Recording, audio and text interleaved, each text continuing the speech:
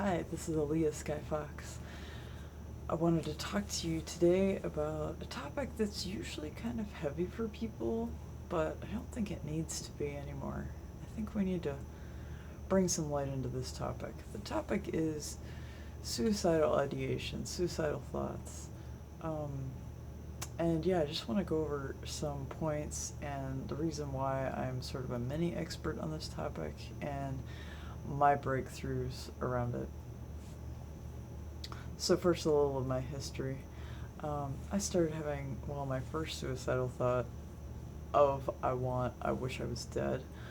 Actually had that at the age of 7, believe it or not. It's an incredibly young age, especially for as happy of a person as I am. But that's just how, like, abusive some of the things were that happened in my childhood, is that it brought me to that moment at such a tender age. But I didn't really think about it again until I was about 13, and that's a common time for girls to have self-esteem issues and whatnot. I thought about it a lot that year. That year changed my life, in very good ways. It was a really difficult year, but when I got through it, I really got through it, and it was amazing who I was on the other side. Um, so And that's not the last time I ever thought about it either. I've actually thought about it. I'd say I have a major depression. Well, that lasts about 3 days. I'd say I have about two of those per year, sometimes three or four.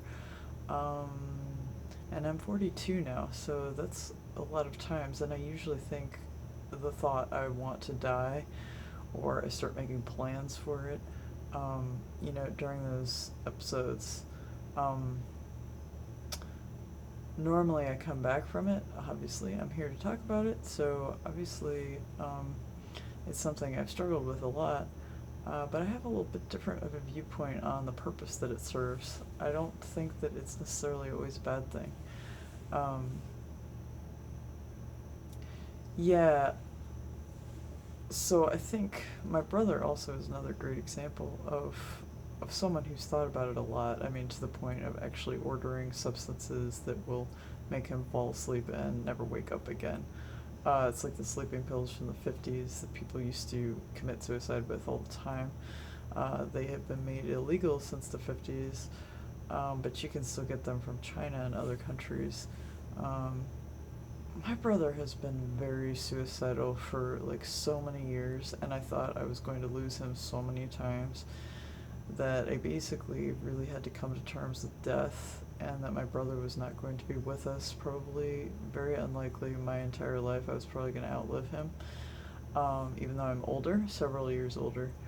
So I kind of had to get over it, and so a lot of people would come to me and say, suicide is such a selfish thing to do. I mean, those people don't know what they do. Their family members talking about it, and if they did it, I mean, it's just such a horrible thing.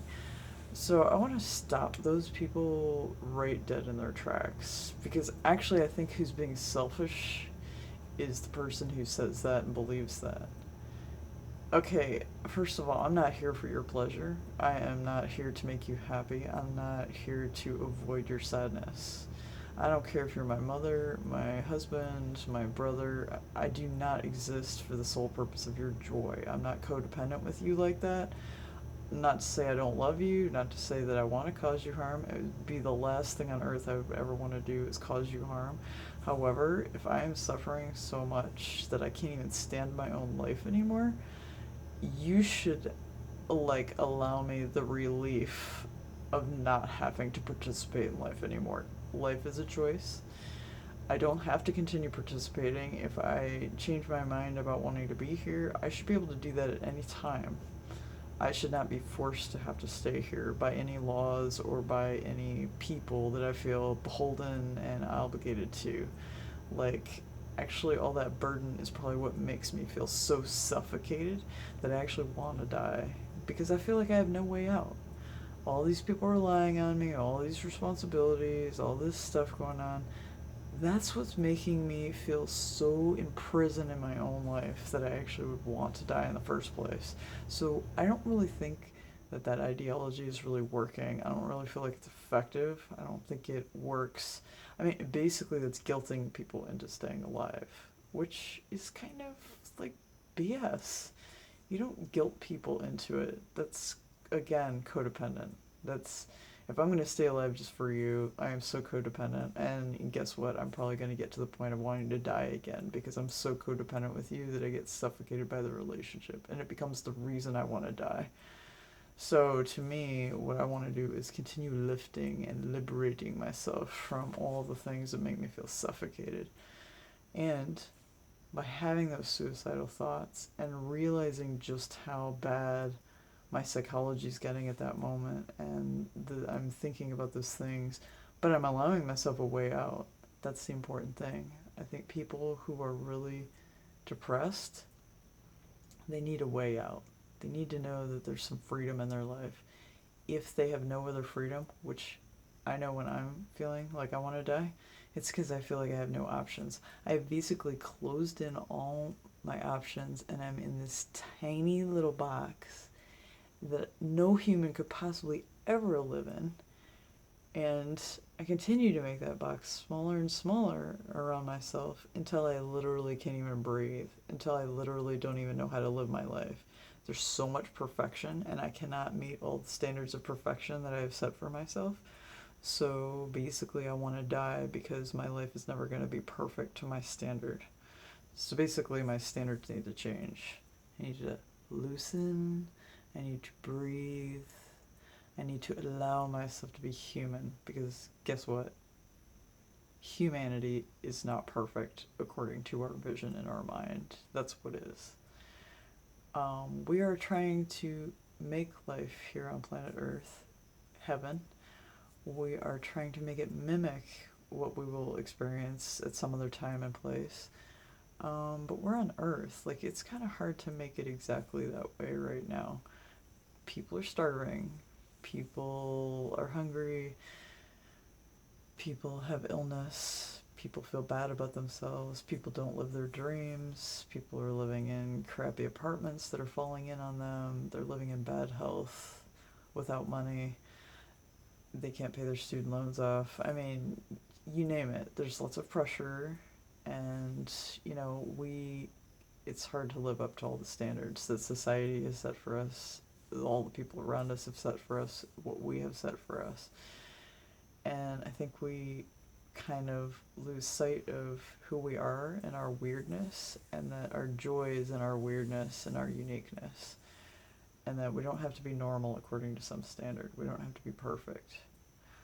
I basically, to summarize suicidal ideation, to me is to give up the pursuit of some very specific picture of perfection. It's allowing gratitude after the ideation is over and the depression is lifting. What that person sees on the other side, or at least what I have seen, is that I don't have those very specific images of who I need to be. I let go of those standards that other people have set for me, that society has set for me. I learned to allow myself to be who I am, which actually is perfect. I learned to see myself as already perfect. And that actually liberating myself from other people's ideas is actually where my joy is. It's actually where my money is. It's where my health is. It's like everything that's trying to come to me all the time, it's where that is in my joy and in my perfection that I already am. And I'm always unfolding to an even greater place of perfection, right? But at any given moment, I'm perfect as I am. I continue to get better and do things better and refine my life. But it's always perfect, and I'm always making the right decisions given the information I have at the time. So when I'm 5, I just didn't have the same set of wisdom and knowledge that I have at 42. So I make better decisions now than I did then. That's cool. But I can let myself off the hook for the past when I was feeling shame and guilt about those things I did when I was unconscious, as a child, as a teen, as an early adult.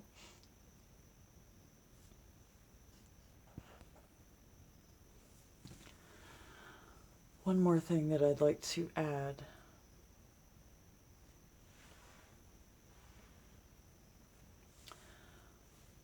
One more thing that I'd like to add is if you have someone in your life who is contemplating suicide, um, or has in the past, or if you have, um, keep in mind to go really easy on them because, like I said, the whole problem usually is like really high standards of perfection.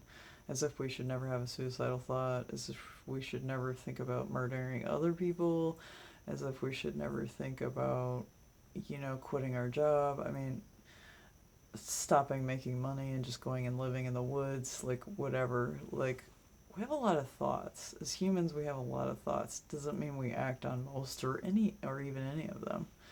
Um, it's just a thought. Like, it literally is just a thought. We don't have to be afraid of it being a thought.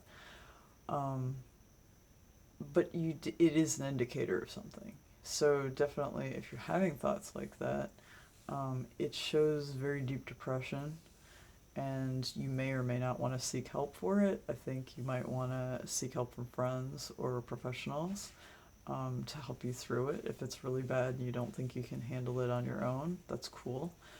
I do recommend writing. I think writing is very therapeutic. You can make YouTube videos and post them. You could do something creative that's just for you, like paint a painting, um, that you just will look at, to get those feelings out. And all the thoughts that you're having are valid, and they are a part of your healing process. I think that everything is healing ultimately, even suicidal thoughts and ideation.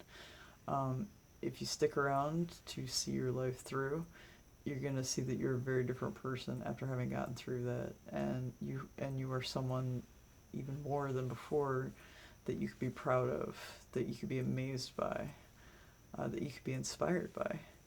So you're becoming your greatest version. That's what's happening. You're being purified and cleansed of everything you don't need anymore. So, like, continue on your path. Your depression is taking you where you need. It's a letting go process. You're letting go, you're moving on, you're shedding skin like a snake sheds its skin. Like, you're going to be a whole new you. So just continue. Let this thing burn out of you. Cry it out, write it out, whatever you need to do. Like, get these feelings out of you and acknowledge them, validate them. They're totally beautiful and sacred as they are. And just realize it's just a thought. These are just thoughts. They're not necessarily real. A lot of it's fear, honestly. You're just letting go of fears. That's 99% of what's happening. And you will be a different person for not having those fears, like being burdened by those, carrying those around throughout your life. It's unnecessary, and life is easier than you think it is, and it's more beautiful and miraculous than you think it is, and there's more gratitude to have than you realize at this moment. So please do. I feel you, and I want you to know you are loved by me, the whole planet, and even by yourself, and especially by God if you believe in God or the universe. So that's my message for today.